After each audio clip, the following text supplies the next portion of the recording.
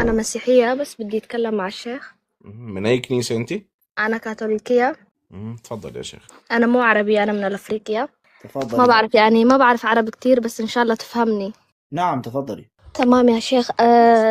من احترامي إلك إنه أنا بدي أخش من تليفوني دائما، يعني أنا بشوفك بطابعك بس ما بقدر أخش من تليفوني لأنه أهلي عم يتابعوني، عرفت؟ يعني أنا هلا كمان في مشاكل هيك، ما بدي يصير أكتر من هيك مشاكل، بدي أتأكد عن دين. انت اثيوبية ولا كيف؟ إيه. بس لهجتك شامية. لا أنا يعني دائما بحكي مع السوريين هيك، تربيت مع العرب مع المسلمين اللي هيك يعني بعرفهم. ما هو سؤالك، وهل سؤالك بحثا عن الحق أم مجرد حوار؟ تمام. هلا أنا يعني تربيت مع المسلمين، كنت عم روح قرآن. أنا هلا اللي شيخ. أول مرة تشاركي ولا شاركتي من قبل؟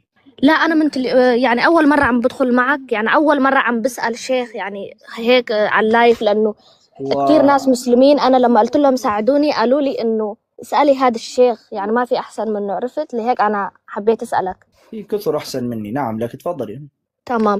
هلا أنا بدي أسألك إنه شو فرق كبير بين المسيحيين وبين المسلمين؟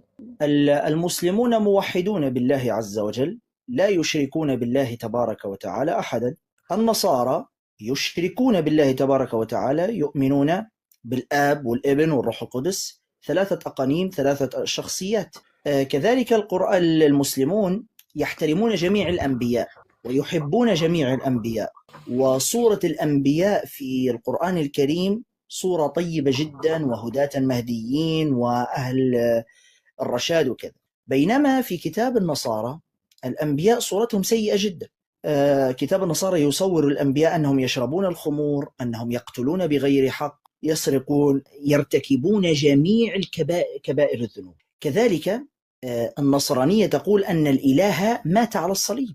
وهنالك يعني مقولة شهيرة لقديس نصراني اسمه مار إسحاق السرياني يقول: فافتخار الكنيسة أن الله قد مات على الصليب. وفي ترنيمة في داخل الكنيسة يرددها النصارى يقولون: آمين آمين بموتك يا رب نبشر. الإسلام الله حي قيوم لا تأخذه سنة ولا نوم سبحانه وتعالى.